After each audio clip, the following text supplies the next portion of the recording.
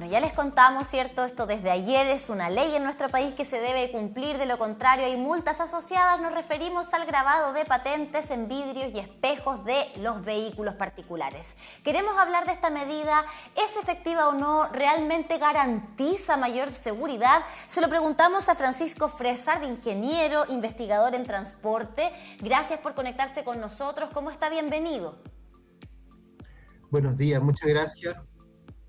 Gracias por estar acá. Sabemos que estos temas, se buscan para disminuir o hacerle más difícil la pega a los delincuentes. Pero claro, que tiene este traspaso hacia cada uno de nosotros a la hora de invertir o generar este gasto de recursos. Preguntarle tanto estudio, qué tanta base tiene que esto que ya es ley en nuestro país va a disminuir los robos de partes y piezas y también de automóviles.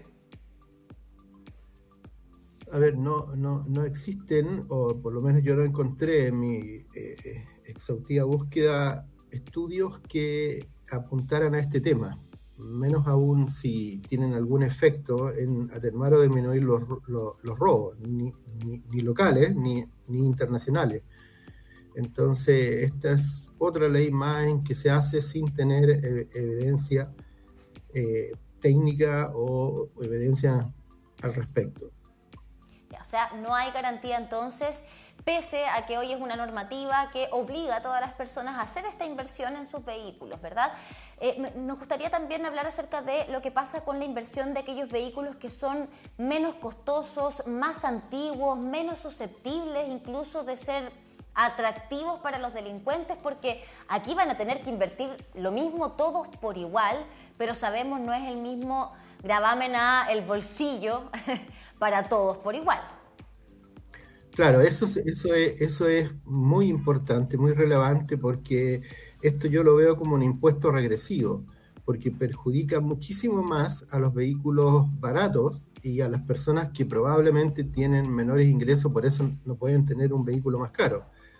Y hay unos extremos que podría citar, que una de las camionetas más caras que existe en nuestro mercado y que la tasación fiscal de 2025, de enero de este año, el Servicio de Impuesto Interno, cuesta del orden de 32 millones de pesos, que es la Toyota Hilux. Y ellos pagan un permiso de circulación del orden de 1 millón de pesos.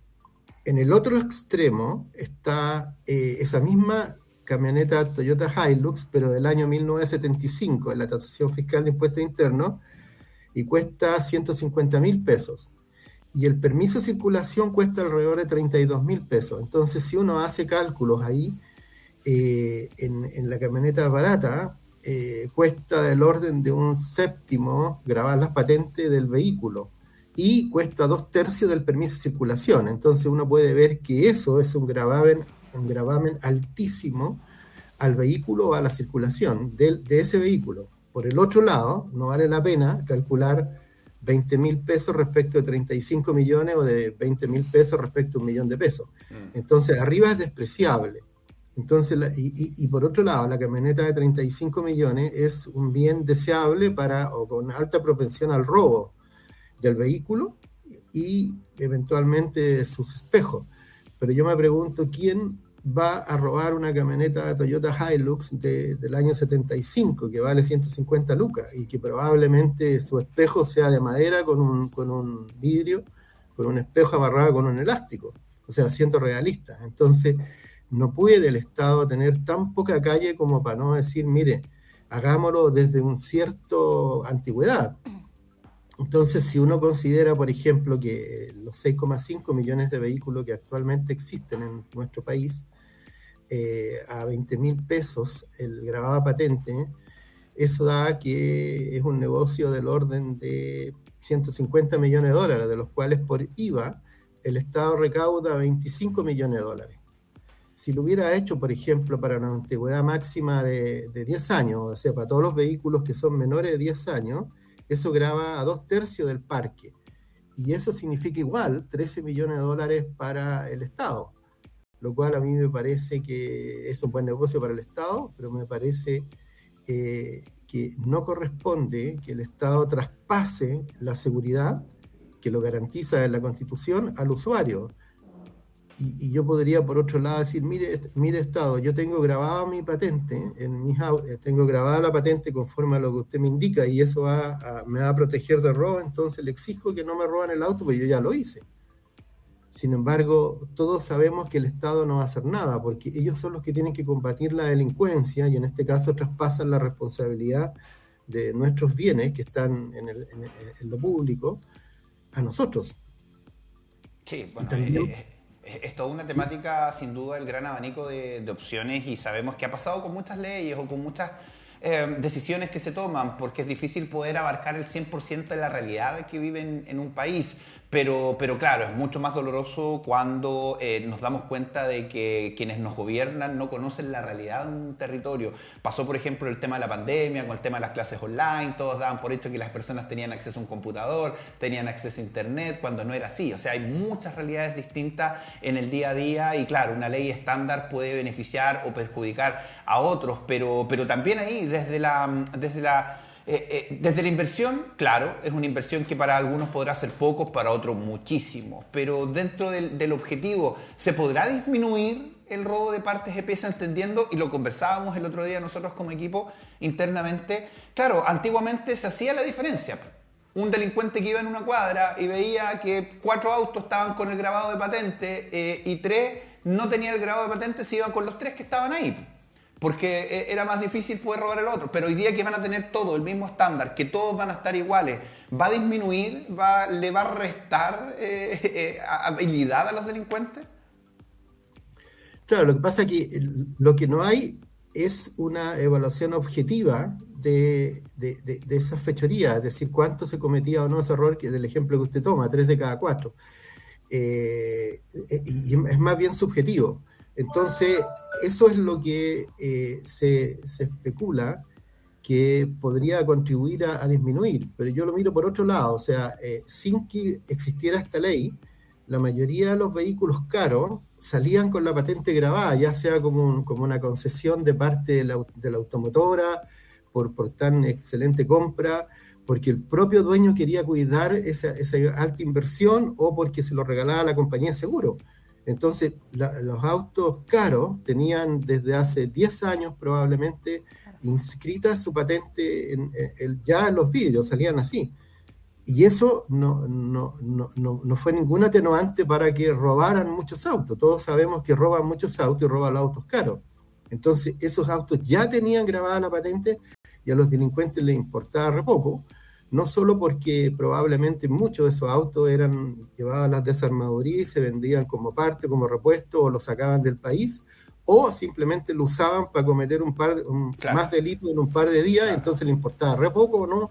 Claro. Porque la fiscalización era escasa. Entonces, uno no puede argumentar una ley transversal en hipótesis de dudosa eficiencia. Entonces, eso es lo que no corresponde. Incluso hay otras cosas. Por ejemplo, si yo decido ponerle a mi auto aire acondicionado, me estoy mejorando el confort, le estoy aumentando el valor económico de mi auto, porque la prestación es mejor, y lo hago voluntariamente. Sin embargo, acá me están obligando a invertir en mi auto, que no le mejora el valor bajo ningún aspecto, sino que es en una probabilidad de que podrían no robármelo, lo cual eso no tiene ninguna evidencia, como le digo, práctica. Eso es lo preocupante porque, claro, uno entiende que se busquen iniciativas, que se busquen formas de disminuir el riesgo de robo o de ser presa de los delincuentes, pero cuando no hay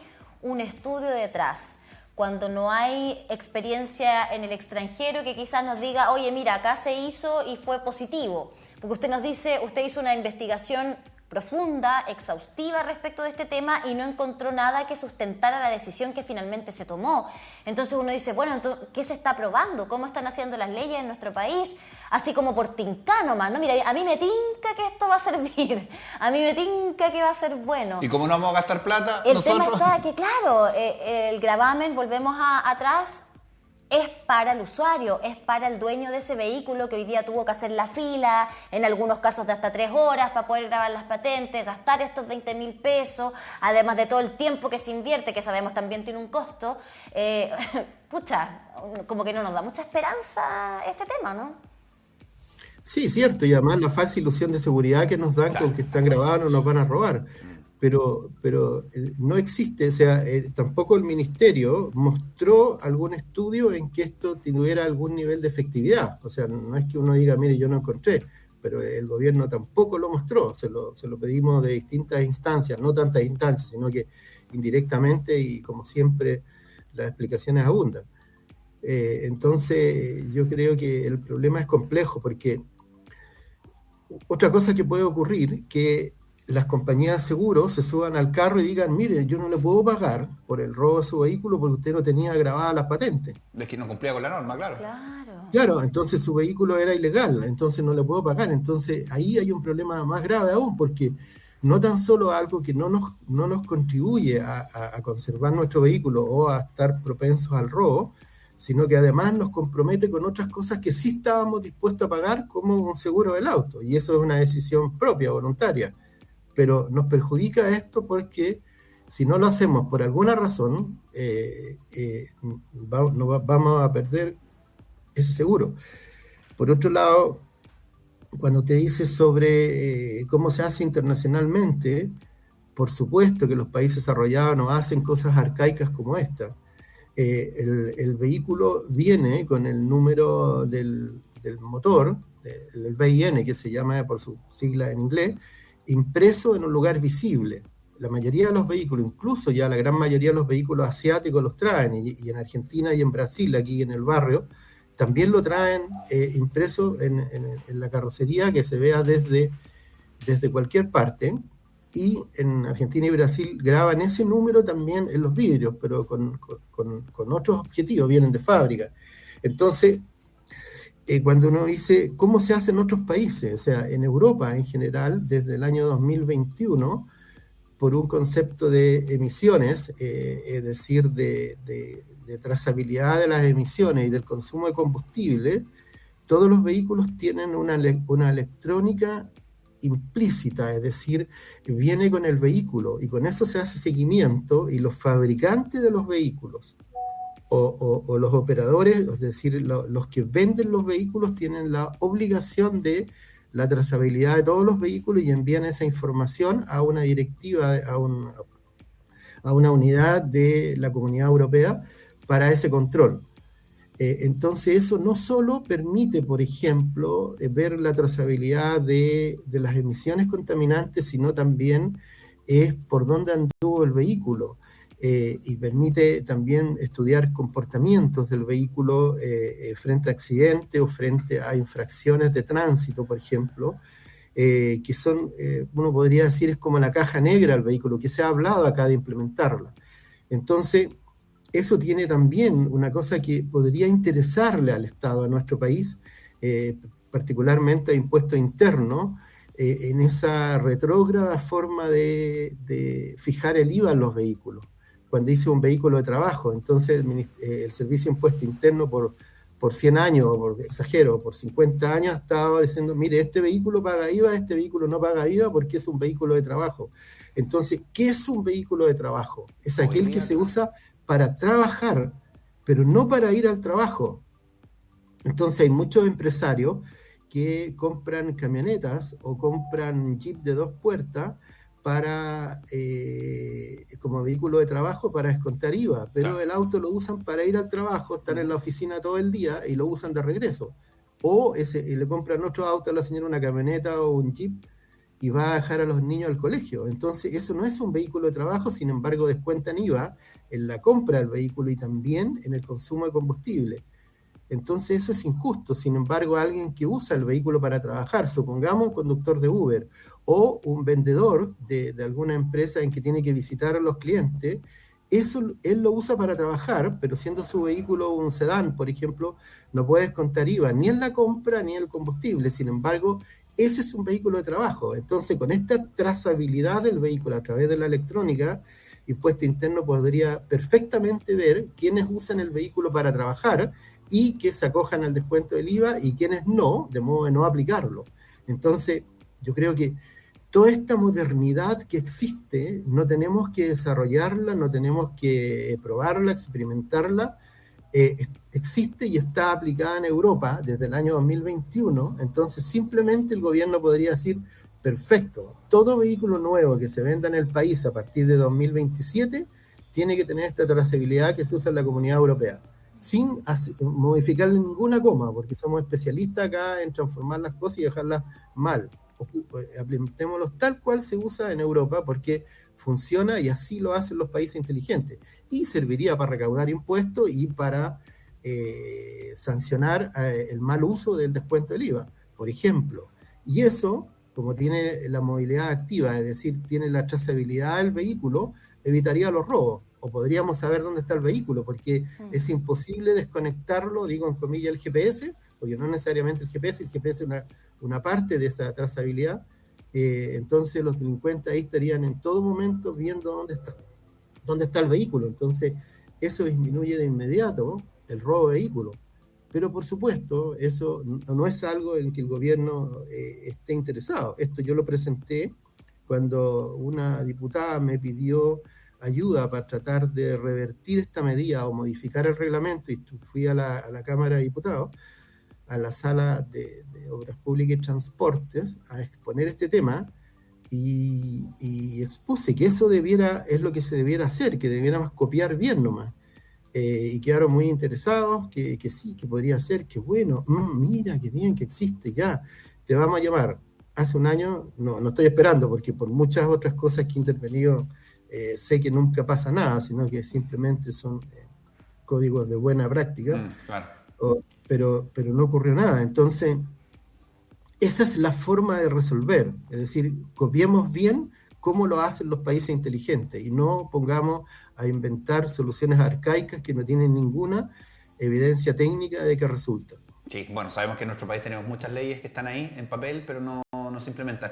Gracias, Francisco, por estar acá. Francisco Fresado, ingeniero investigador de transporte, hablándonos sobre la eficacia o no de esta nueva ley que nos obliga a grabar la patente en nuestros vidrios y espejos. Gracias por estar con nosotros. Cuando necesiten, feliz de contribuir. Muchas gracias, Francisco. Hasta la próxima. Bueno, es una conversación, una reflexión, un diálogo, porque lo cierto es que esto ya es ley en nuestro país, asociado a multas que van desde los 68 hasta los 101, 102 mil pesos. Ahí está. 10 de la mañana con 10 minutos, nos separamos brevemente.